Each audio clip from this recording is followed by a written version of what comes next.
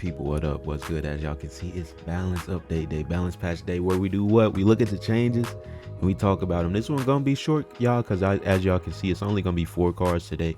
So before we even get into it, y'all be sure to like and subscribe. We're doing a tournament at 2K subs. Also, you guys join the Discord. That's where I'm gonna talk about all the tournament stuff. Link in the description. Join the alliance, all that, man. Right? But yeah, y'all, let's get straight into it. We only got 4 cards today, man. You know, four cards. I don't think any of us were expecting, considering how this season is playing out. So let's just talk about it, right? We got Uatu, Moon Knight, Shadow King, and Blink, man. Let's get straight into it. Let's get straight into the nitty gritty, man. Let's get straight into the card changes. So Uatu's new change, right? New at the start of the game. So he got the same cost and the same power at the start of the game. Shows unrevealed locations to you, so it's not just one location now, it's 2. I'm gonna just go ahead and read what they what they had to say about it, and then kind of go in depth a little bit about how I feel about Uatu. We were reluctant to limit Uatu's vision when we first changed the effect to work from the deck, but it felt needlessly risky to remove a lot of the tension and mystery from locations for players earning Uatu early on. However, we've grown comfortable with the idea and hope fans enjoy watching the whole field on turn 1 in the future. I think this is a cool change, right? It's interesting that they felt like that was a bad idea. Obviously, you have, I don't even know if I want to call it an advantage, because for the most part you're not really able to do anything about the locations. Obviously, there's cards like Scarlet Witch, who she's all right? You got Scarlet Witch, Rhino, you know what I'm saying, Magic, like it's Storm. If you don't like a location, you can always change it. So I feel like just simply knowing what it is isn't really knowing what it is before turn 3 isn't really that that much of an advantage, in my opinion, because you guys, after turn 3, like, Uatu is basically a useless card, you know what I mean? Even with this buff, like, after turn 3 he's a useless card. And if we look at 1-cost cards that are useless after turn 3, you know what I mean, why not just use a card like Ebony Maw instead for one cost 7 points instead of Uatu, who you can still pair up with things like Zero, Sauron, stuff like that, right? So and hide behind Invisible Woman to surprise your opponent with a lot of points. So I like the change.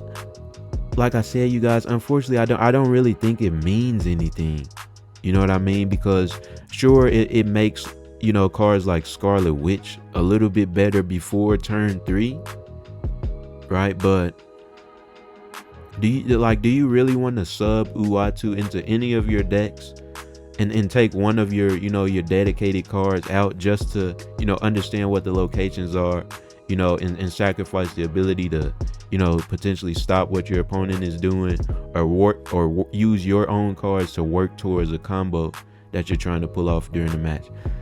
You know what I mean? I don't know, man. It's cool, but it doesn't do anything, basically, y'all. Let me know how y'all feel about Uatu, man. Let me know if I'm lying on them. Big bald head, big watcher. Right, let's get to the next card though. So Shadow King. So they made a really interesting change. Let's actually scroll back up, y'all. It's really all they did was setting no longer considered raising or lowering power. So they're really trying to just fix his interaction with Luke Cage. We could go back down and read that really quick. So it says no text change. Settings is no longer considered raising or lowering power. So it says the interaction of Luke Cage stopping Shadow King and various other corner cases, which results in Shadow King adding negative or positive modifiers, have proven confusing for players. We've decided to adjust Shadow King because this effect specifically feels like it should be cleansing modifiers, not adding more to counterbalance what's already there. And then they got an important note right here, you guys. We're keeping this distinct from Valkyrie because that effect does specifically add a modifier to the other cards and feels like fair game for Luke Cage to prevent it. So basically, Luke Cage could prevent Shadow King before, and now he can't, because of the way that they changed the nature of his ability, rather than, the, I guess how it's weird, you guys, because I feel like so if you use a Shadow King and your opponent has Luke Cage on the board, it only really works if they boosted their cards, right? Because if they Luke Cage and Hazmat and then you Shadow King, their cards didn't change. Their cards never lost power or gained power, so it's already at what it was, so it's not gonna work there. But if you like have Luke Cage on your side of the field and you just happen to, Ironheart or Silver Surfer, right? Something like that. Or I guess America Chavez, Forge, all that type of stuff. Then it sets it back to the original, right? It negates the Forge boost, it negates the America boost. That's better, right?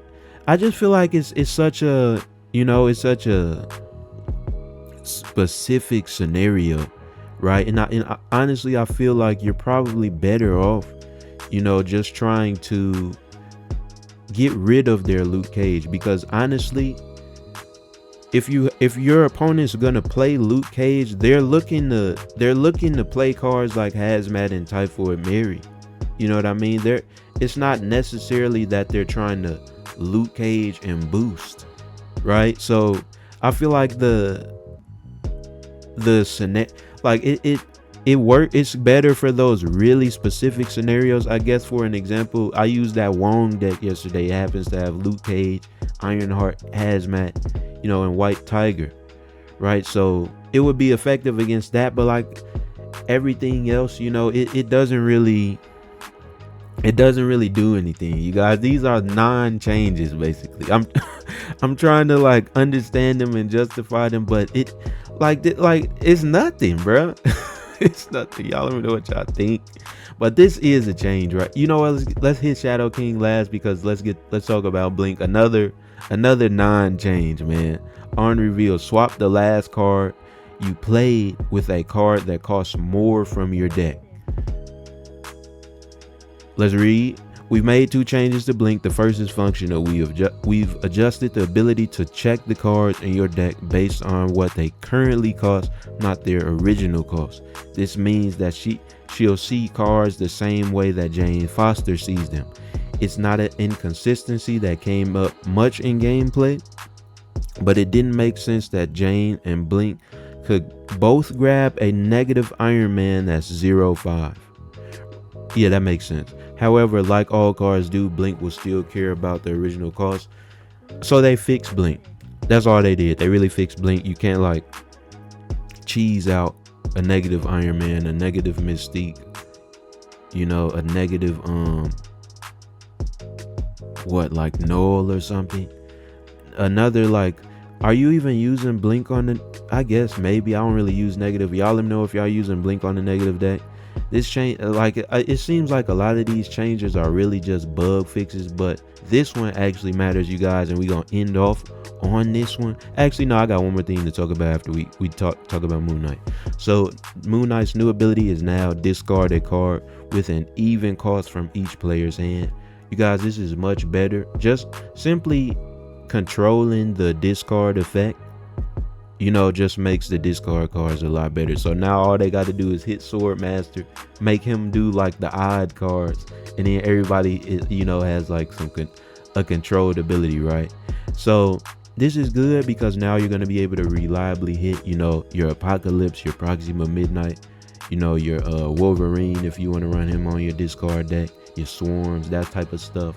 And you're going to be able to get rid of your opponent's even cards as well, right? So Odin, Wong, Doctor Doom, Kazar, like Ultron, literally every 2, 4, 6, and I guess you could, does 0 count as an even number?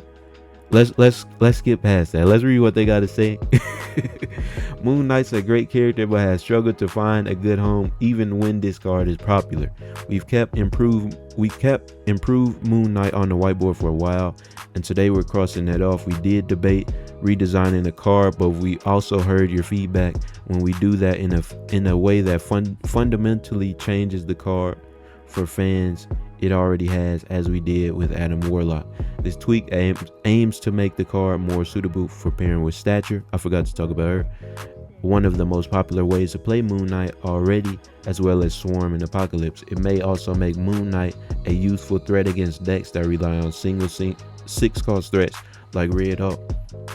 Much better, y'all. Much better, man. You know what you're getting rid of now.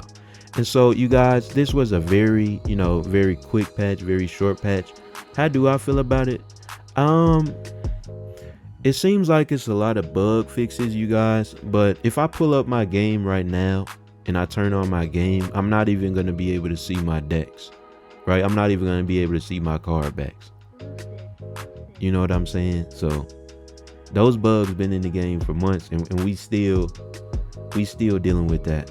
This is like, these changes are cool, like they're fixing cards and stuff. It's cool, but at the same time, our game is bugged. Not only that, but also this season, these changes don't really do anything as far as like what players wanted out of the cards this season, bro. Everybody want Arishem nerfed. What is this? Right? Like, everybody want Arishem nerfed.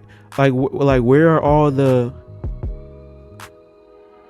We're seeing like 2 decks for an entire month. You can't even, like, they can't even really do anything outside of these little bug fixes and stuff, because we're not even... Where are the Spectrum decks at? Right? Where the Spectrum... Where's the...